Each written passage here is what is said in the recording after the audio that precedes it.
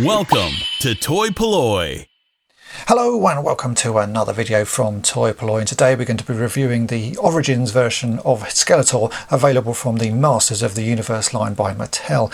Now in front of me here you can actually see two versions of Skeletor, because I have the US version that was released last year in 2020, and I've now got the version that is available in the UK and the rest of Europe, which is just arrived. So we're going to be able to compare both versions of the figure. We'll also be able to compare both versions of the card back, because there are some sort of fairly obvious differences, but it's always interesting to see how these figures are packaged throughout the world. So we're going to have a full look at those cards, and I also want to compare these figures to an original version of Skeletor from the vintage Masters of the Universe toy line. So let's start by taking a closer look at the card backs. So here we have both versions of the figure still on their cards. The one on the right is the US version, and I say this was released back in 2020. You can see on the top there it does actually say new for 20, and this was a Walmart exclusive version, which is I guess why it hasn't appeared in the rest of the world. There's been quite a lot of delay getting these in the UK. On the front you can see it says Skeletor, Evil Lord of Destruction, and it has this little sort of burst here that says Modern Posing Retro Play.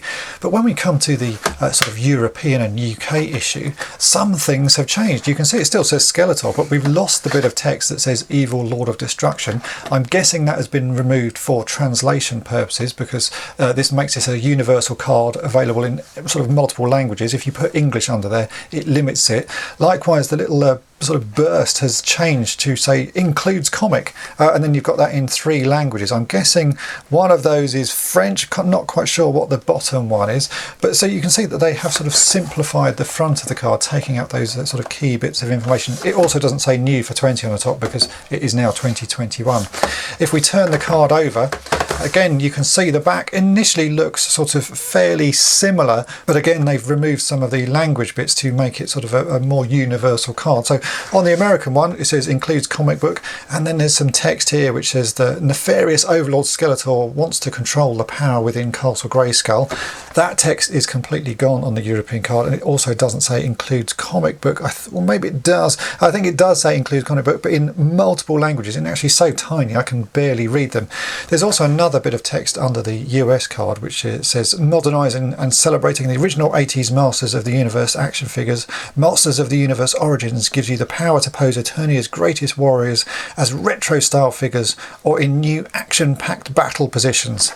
Again, on the European one, all gone. It's just a blank space there. Well, it's actually, there's no space because they've had to move everything up. There's now so much sort of legal and copyright text. Removing that sort of bit of text there is giving them space to nudge everything up. You also find that the little description of how to hold the weapon and how to twist Skeletor into powerful battle positions, that text has gone. So these little diagrams, what does that arrow mean and what do these arrows mean? Nothing. It doesn't give you sort of any sort of idea. It's I guess this is what they do when they sort of convert these cards from one language to multiple languages, removing as much text as possible, even if it doesn't make much sense. Seems to be the way of it. You can also see that under all of the figures on the US card, they've got a lot more information. So this is He-Man, most powerful man in the universe. On the UK and European one, just He-Man, simplified down. They do this all the time when figures get brought over to the EU and the UK. I find it a bit annoying. I would much prefer this with a bit more information on it, but they sort of, I know Mattel obviously want to keep costs down when they're releasing stuff in the sort of rest of the world, and this is the way they do it, remove all of the info. The figures themselves though, let's say they do look pretty much the same. It's hard to spot any difference between the two. I can see there's different sort of numbers on the bottom, but other than that, the actual figures, the paint scheme and everything looks pretty much the same. Really, the only way we can tell what they look like sort of close up is let's remove them from the cards.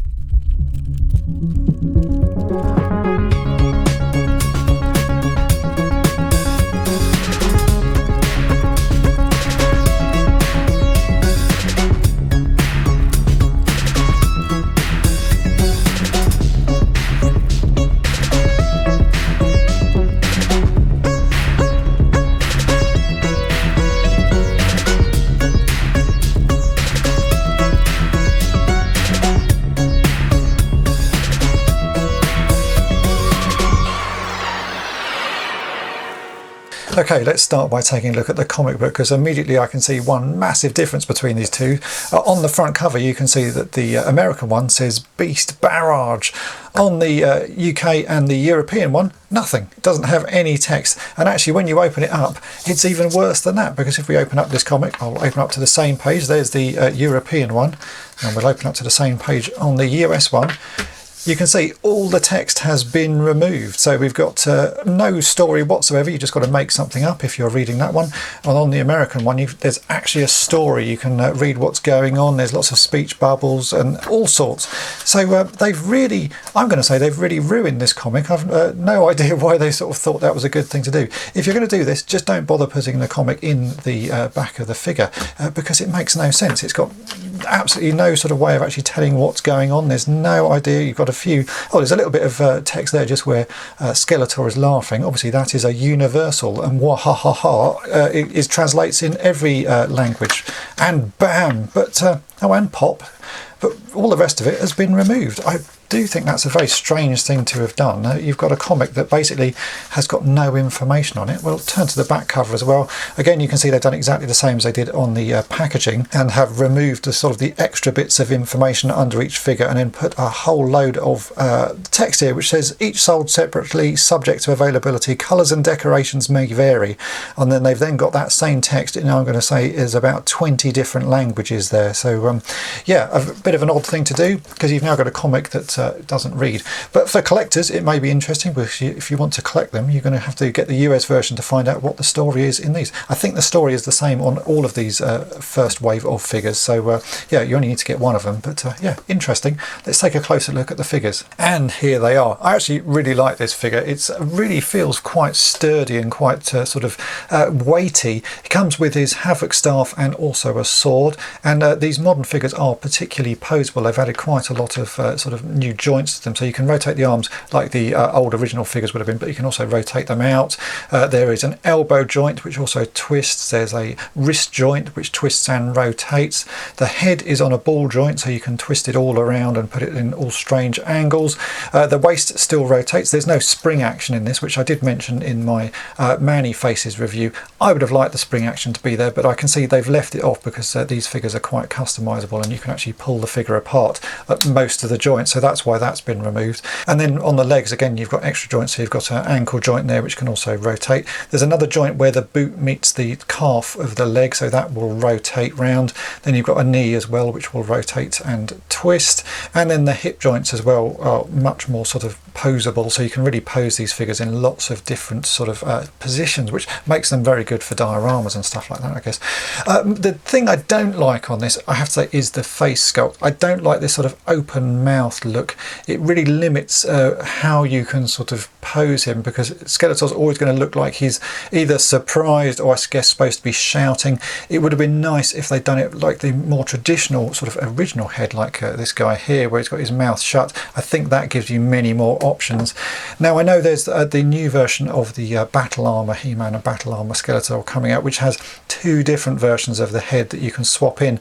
I don't actually think either of those heads are very good either. I think the sculpts on those are pretty ugly. It would have been nice on this version actually if they'd given you two heads. I like the shape of this head. I just think with the mouth closed it would have looked better, and they could have added an extra head in this pack and given you a little bit of options. But you know, having said that, I still like the figure. It's Skeletor, and I'm a sort of massive Skeletor fan. I think the sculpting on this one is pretty good. There's a lot of details in his muscles. They've got all of his armor detailing very nice, with all these sort of little sort of bat bits on there and rivets and stuff. Even his little sort of skirt again is very detailed. And on this there's very little paint application. There's some paint obviously on his face, but the rest of the figure is unpainted. So you, unlike the original figures where you had paint on his feet that you could chip off, because this is all sort of moulded plastic, you're not going to actually be able to sort of chip any of the paint apart from on his face. So it makes it a very durable figure. I think that's quite a nice sort of way of doing it.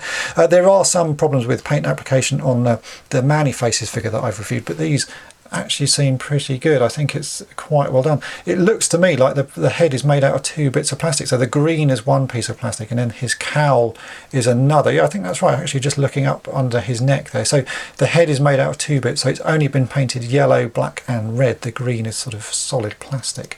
Yeah, I think that's pretty good. And comparing the two figures, I think this is the European one that I have here on the left. There is very little difference in them. I think the armour is a slightly different colour. You can just about tell on camera here it's a bit lighter, sort of purple, but really the rest of the figure looks much the same. Let's have a quick look at the copyright information on the back, see if that is different. So that says 2020 Mattel, made in China.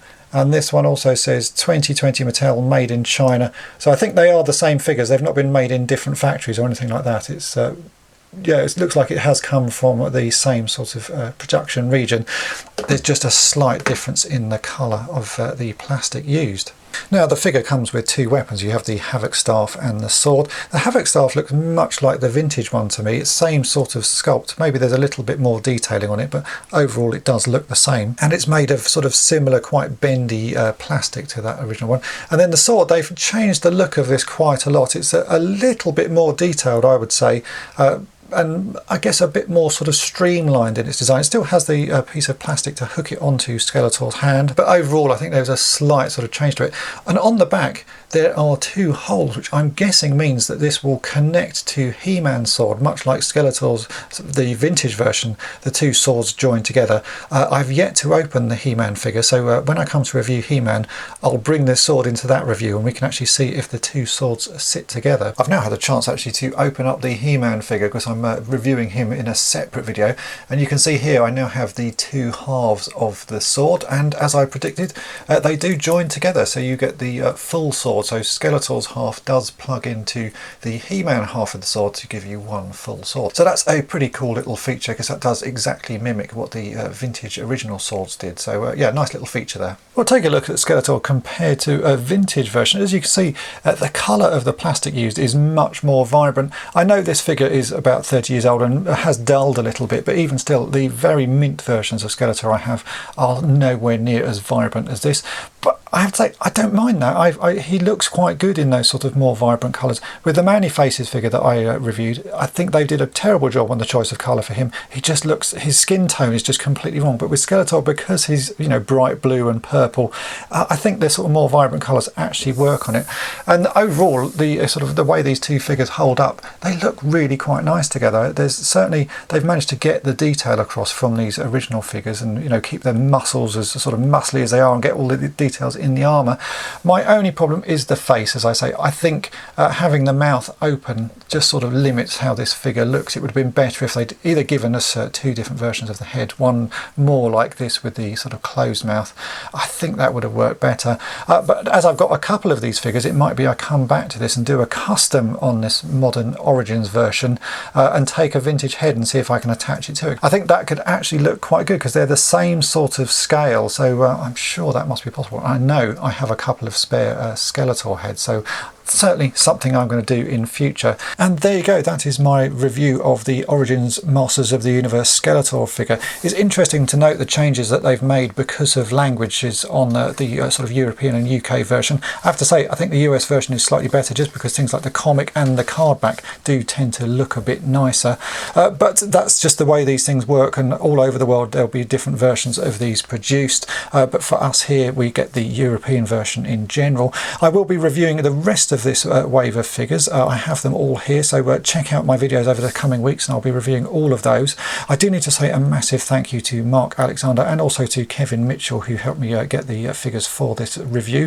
If you've enjoyed this video, then make sure to hit the subscribe button and tap the bell to be notified each time I upload a new video. And thanks for watching. Thanks for watching toy-polloi. Subscribe for more great videos. You can also follow toy-polloi on Twitter, Facebook, and Instagram.